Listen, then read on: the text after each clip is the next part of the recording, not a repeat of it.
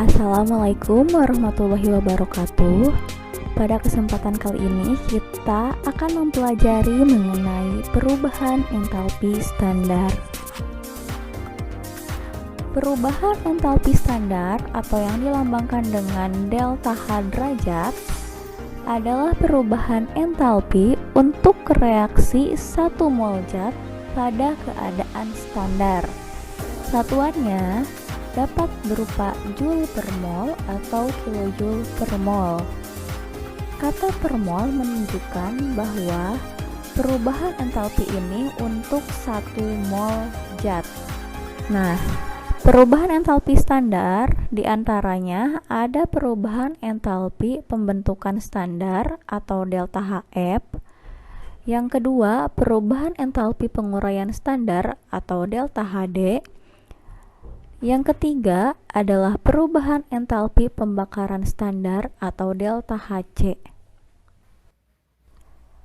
Yang pertama yaitu perubahan entalpi pembentukan standar. Perubahan entalpi pembentukan standar menyatakan perubahan entalpi yang terjadi untuk pembentukan 1 mol senyawa dari unsur-unsurnya yang stabil pada keadaan standar. Entalpi pembentukan standar diberi simbol delta HF. Simbol F berasal dari kata formation yang berarti pembentukan. Secara umum, persamaan termokimia untuk perubahan entalpi pembentukan standar yaitu dari unsur-unsurnya, unsur ke-1, unsur kedua, unsur ketiga, dan seterusnya menjadi senyawa yang kita inginkan dan diakhiri dengan delta HF sama dengan berapa kilojoule per mol. Contoh, kita di sini ada delta HF pembentukan H2O di mana unsur-unsur hidrogen dan oksigen bereaksi membentuk senyawa H2O dengan delta HF-nya minus 286 kJ per mol. Satuan kilojoule per mol menyatakan bahwa nilai entalpi atau perubahan entalpi tersebut itu berlaku untuk 1 mol senyawa yang terbentuk. Nah, bisa dilihat ini koefisien H2O-nya yaitu 1 yang menunjukkan bahwa H2O yang terbentuk sebanyak 1 mol.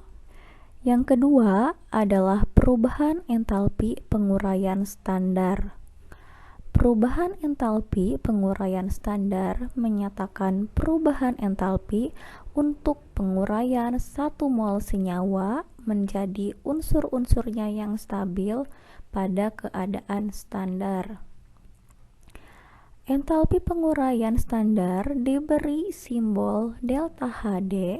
Simbol D berasal dari kata decomposition yang berarti penguraian. Secara umum, persamaan termokimia untuk perubahan entalpi penguraian standar yaitu dari senyawa terurai menjadi unsur-unsurnya, yaitu ada unsur ke-1, unsur kedua, unsur ketiga, dan seterusnya, dan diakhiri dengan nilai delta HD sebesar kilojoule per mol. Nah, bisa dilihat bahwa perubahan entalpi penguraian standar adalah kebalikan dari perubahan entalpi pembentukan standar. Nah, berarti di sini nilai delta HD itu tandanya berkebalikan dengan nilai delta HF. Contoh, di sini kita ada penguraian air atau H2O menjadi hidrogen dan oksigen dengan nilai delta HD-nya adalah plus 286 kJ per mol. Nah,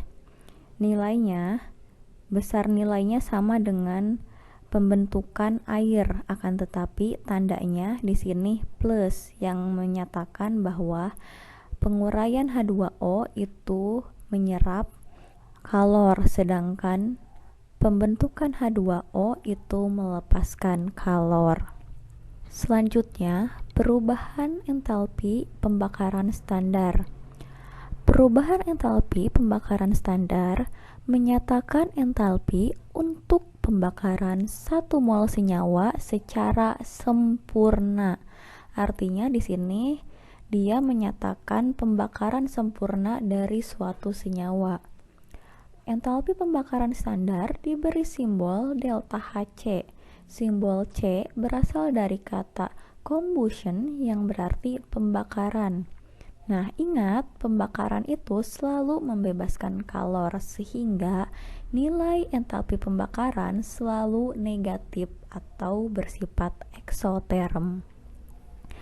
Nah, di sini ada contohnya di mana suatu senyawa karbon dibakar dengan oksigen menghasilkan CO2 dan H2O. Nah, CO2 dan H2O ini adalah ciri dari pembakaran sempurna. Contohnya adalah, contoh reaksinya, ini ada gas metana, direaksikan dengan oksigen sehingga dia membentuk CO2 dan H2O dengan delta Hc-nya adalah minus 257 kJ per mol. Satuan kilojoule per mol dia menyatakan delta Hc ini berlaku untuk 1 mol CH4. Bisa dilihat bahwa koefisien CH4 ini sebesar 1. Artinya CH4 yang terlibat dalam persamaan termokimia ini adalah 1 mol. Contoh soal. Sebanyak 1 mol molekul CO2 dibentuk dari reaksi antara karbon dan gas oksigen yang membebaskan kalor sebanyak 394 kJ per mol.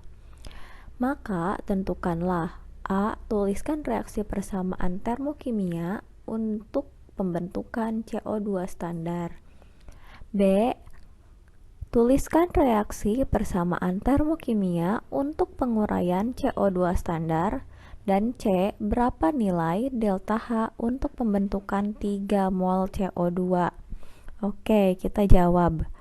Untuk yang A, tuliskan reaksi persamaan termokimia untuk pembentukan CO2 standar.